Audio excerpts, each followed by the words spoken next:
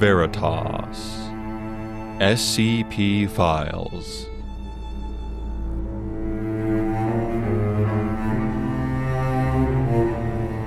Episode 94. Drawn In.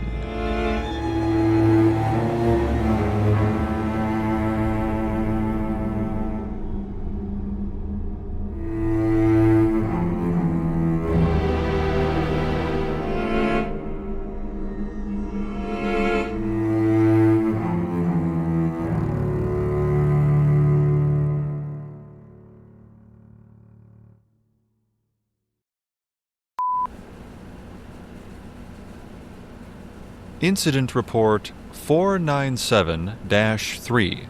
Third known incident report involving SCP-497, colloquially known as the Shell. Object Class: Euclid. Risk Assessment Level: Low.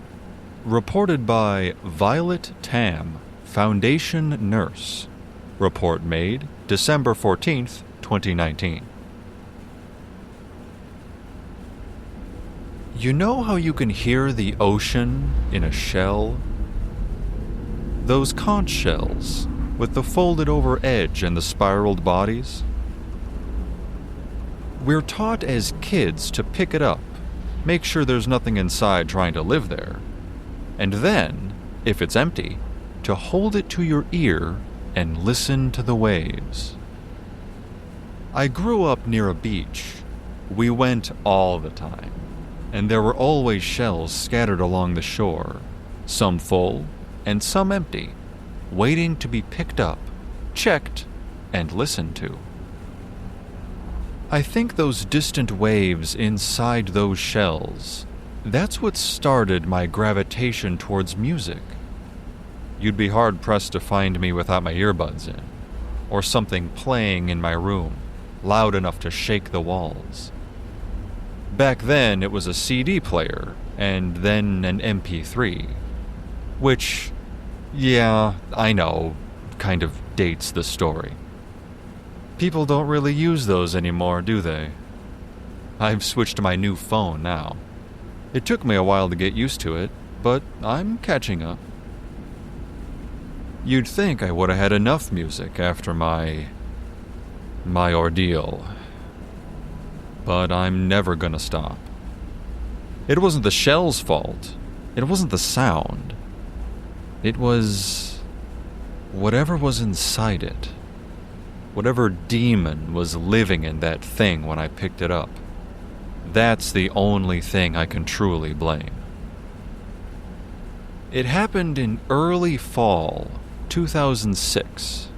One of those first days after the season switches, where summer hasn't quite let go yet.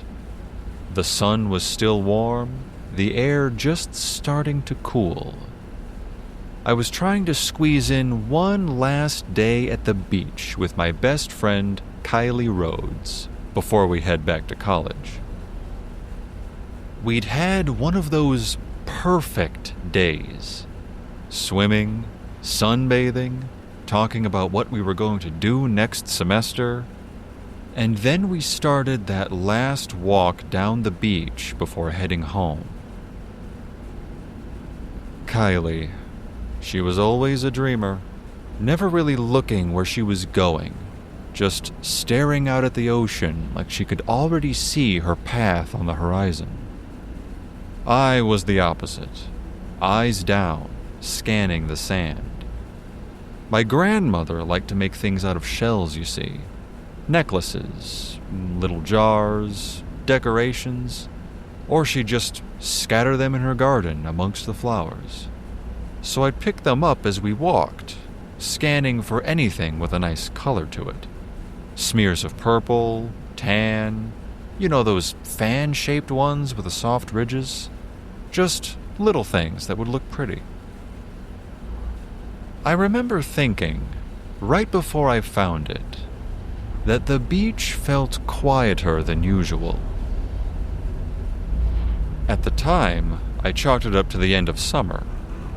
But looking back now, I'm not so sure. It was a stifling of all sound, just a strange quiet, and Kylie seemed to feel it too. Our chatter dwindled as we walked on, and then came to an end. It's a good thing I was looking at the ground. I almost shouted at Kylie to be careful when I saw her bare feet approach the conch.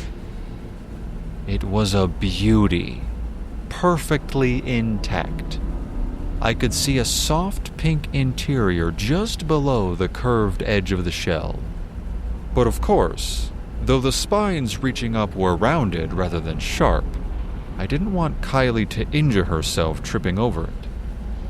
She looked down just in time to avoid stepping on it, then bent and picked it up from the sand. She turned it over in her hands, smiling, and remarked at the soft pink spiraling inside, calling it the prettiest shell she had ever seen. She held it up, peered inside, and told me it was empty. I told her to put it to her ear, to listen to the sounds of the water. I didn't know. I didn't know. She laughed a little and did it, pressing the shell gently against her ear. At first, she looked amused, and she nodded lightly to me, as though she was hearing exactly what she'd expected. And then, something changed. A hint of confusion flickered across her face, and then a look of concern. I asked her what was wrong. She told me she heard voices, faint, whispering voices. And then she gasped. Her whole body jerked, just once, sharp and sudden. I reached out for her, should she collapse. I remember thinking, stupidly, that the wet sand was packed down hard enough she might actually hurt herself if she fell, and I didn't want us to start off the new semester with broken bones. And then Kylie disappeared. It was so sudden that, at the time, I didn't quite believe my eyes.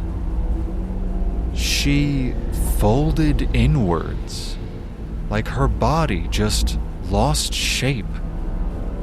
Like she was being pulled inside, compressed, and drawn into something too small to hold her body the way it had been before. Her figure blurred and broke apart, dissolving into dust. And all of it, every trace of her, collapsed into the mouth of the shell. It took seconds, even less, maybe. And then she was gone, and I was left alone on the beach. And the shell sat there in the sand, like nothing at all had happened. I checked it. Of course I did. I ran to it, dropped to my knees, and picked it up with shaking hands. I looked inside, turned it over and over, even shouted her name into it like that would do anything. There was nothing. No movement, no sound, no sign of Kylie at all. The police investigated her disappearance, of course, but I didn't tell them what happened. I told them I'd found a conch shell, and that when I'd held it up to my ear, I got distracted, that I stopped paying attention to Kylie. And when I looked back, she was gone. You must understand, I didn't know what else to say. Nobody was going to believe that a conch shell had eaten her, or taken her, or whatever it had actually done. I tried to hand the police the shell. I thought, I don't know. that maybe one of them would investigate it and find something. But they didn't even want to take it. They said it had no bearing on the investigation. Not really. It wasn't relevant evidence. So I kept it on my desk. I told myself it was temporary, that I'd hand it over later, that someone more qualified would take it seriously, actually listen to what I had to say without labeling me as crazy. But really, I was waiting. I kept hoping that she'd reappear, just rematerialize out of it, exactly the same as she had been. She'd just laugh it off and tell me I'd freaked out over nothing. I even started wondering if I was going mad. Maybe it really was just a shell. Maybe I'd hallucinated the other parts. But no. I saw it. I saw her being pulled into it. And there was no denying that Kylie was gone. She would not be returning this semester. Or the next. Or... It was when I was packing to go back to school that the idea really settled in. I remember folding the last of my clothes into my suitcase and just stopping. Because what was the point? Kylie was the one who made all of it bearable. The late night studying, with music playing softly in the background. Running laps around the track, trying to beat each other just for the hell of it. Dragging her to things she didn't even want to go to, just because I did. All of it gone. No. I was the one who told her to listen. I was the one who lied to the police. So I would be the one to go in after her. I had no idea what to expect when I picked up the conch from my desk. I held it in my hands for a long time, feeling the smooth sides where the water had sanded it down, searching the pink interior one more time for any hint of my friend. It was ridiculous. All of it. It was really just an empty shell. I wanted to put it down again, but I couldn't just leave it like this. Leave her like this. I placed it to my ear. The distant sound of gentle waves filled my perception, soft and familiar. Following it was the faintest howl of wind. It was pleasant, exactly like every other conch shell I'd ever listened to. I almost gave up and put it back down when the voices started. At first, it was a faint whispering on the edges of that distant breeze, like a crowd far down the beach. That low, indistinct murmur you don't really notice unless you're listening for it. It was almost comforting. Until the screams began. They called my name. All of them at once. There were hundreds, maybe thousands of voices layered over each other in a horrible, tangled chorus, begging, pleading, choking over one another to be heard. And in the middle of it all, I heard her. I heard Kylie. She was pleading with me, desperate, screaming for me to help her, to get her out.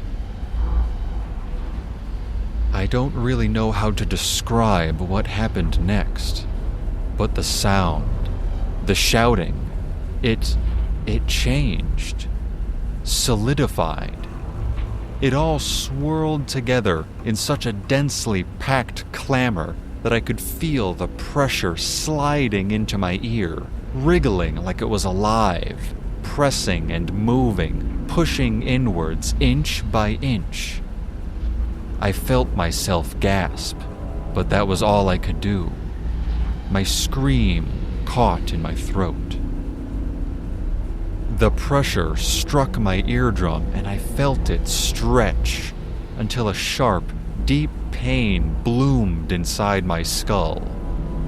I tried to jerk away, to drop the shell, but my arm only quivered in place. The shell grew heavier in my hand, impossibly heavy, dragging downward, and still I couldn't let go. The world tilted. The sound wasn't just in my ear anymore, it was everywhere, inside my head, and inside my body, around me, through me, within and without. A storm of voices folding in on themselves, rising and crashing and pulling me down with them, down into the shell. It washed over me, and I felt myself break apart. It didn't tear. I didn't feel my bones breaking. Instead, I felt myself folding, becoming undone in layer after layer. My skin, my muscles, my bones, they loosened, separating, dissolving into something that wasn't solid anymore. And then, I was also simply gone. I can't tell you what it's like in there. Not really. There aren't words for it. There's no space, no sense of direction. There's nothing you could call up or down. There's no distance between anything. But you aren't traveling either. Not in any way that feels familiar. You're simply just in it. Inside of the sound. And it's loud. God, it's so loud. It's not just screaming. It's everything. All the voices, all the prey the shell has absorbed, all crying and begging, whispering, sobbing, calling out for help. Voices repeat the same words over and over until they stop sounding like words at all. And I was a part of it. I could feel myself in there, without a body, without a mind, without anything but the sound. I was there, and I was nothing but screaming. It was hard to realize where I was at first, until I heard my own voice rising up out of the noise, being folded back into it, calling out, begging, just like all the others. You said I was in there for 13 years. I don't believe that. At the same time, I believe it completely. There was no way to measure anything in there. No sense of time at all. Nothing ever changed. There were no markers, no day and no night. I just existed. If you told me it had been 1,000 years, I think I'd eventually come to believe that too. So, I suppose I should count myself lucky it was only 13. I didn't know it did that. Let people out like that. From everything you've told me, it doesn't seem like there's any pattern to it. It's just a kind of random lottery. I remember the feeling of being pulled upward. Well, if up is even the right word. There was a kind of pressure, Like everything that made me me was being gathered back together, drawn into a ball of being, and then forced outward again, all at once. My body didn't come back all at once either. It was more like it assembled itself around me, piece by piece, until I was solid again. And then the hunger started, and it hasn't really stopped since. I don't recognize myself in the mirror. I know dieting was a whole fad thing back when I disappeared, but I'm pretty sure this wasn't what anybody had in mind. It takes effort just to get out of bed most mornings. I'm pretty sure my body still isn't entirely convinced it's supposed to exist physically again. But there's a little more of it there now. A bit of weight coming back, slowly. My ribs don't poke out quite as much as they did before. I can see the difference day by day. I keep thinking about Kylie. I hope it's her turn soon. If it really is a lottery, then maybe, eventually, it'll come up for her too. I think she'd like the world as it is now. The phones especially. iPhones, right? I'm still figuring them out. But I think she'd take to them faster than I did. She always did like new things.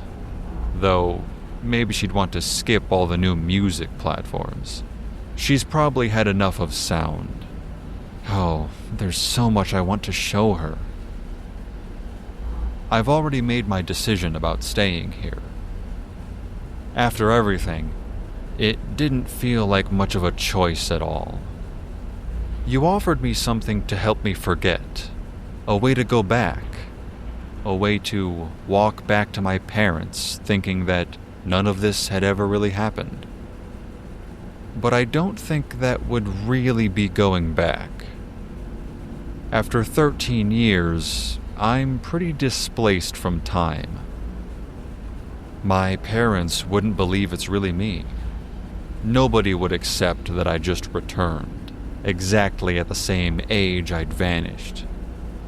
I don't think there's any version of that where I don't end up locked up in a hospital somewhere trying to explain something I can't remember. I thought about finishing my degree, maybe under a pseudonym or false identity or something. But it doesn't feel like it matters anymore. Not without her. There's only one ending I care about now.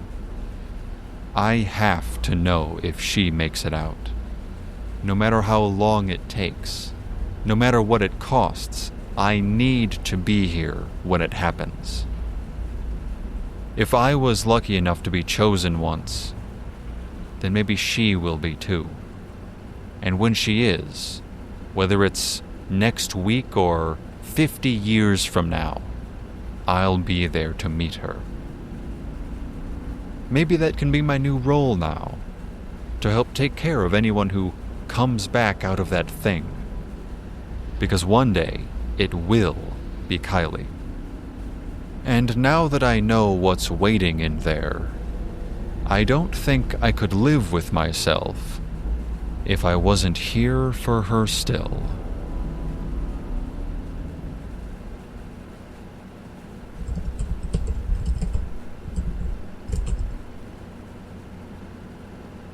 According to our database, Violet Tam has been assisting in the medical facility at her site since her re-emergence from SCP-497. She's been praised as hard-working and dedicated, and with a caring bedside manner. Medical staff training her in nursing note she has a promising future with the Foundation. To date, there have been an additional 304 reappearances from the shell, all with signs of extreme malnutrition and emaciation.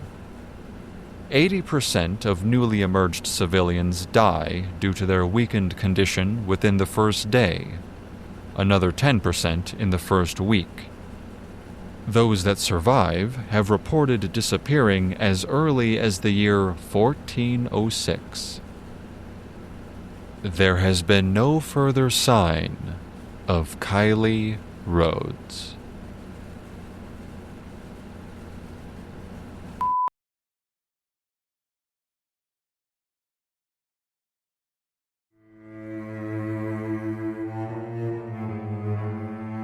Vault Veritas SCP Files is a podcast inspired by the SCP Foundation. Drawn In is based on SCP-497 by Dr. Rath from the SCP Wiki located at scpwiki.com/SCP-497. It is licensed under a Creative Commons Attribution Share-alike 3.0 unported license. This episode featured Justin Gellner as Scott Anderson. It was written and edited by Leola Angel. We welcome comments. Please rate and review us, email us at vaultveritas@gmail.com, or join our Discord channel using the link in the episode description. Thanks for listening.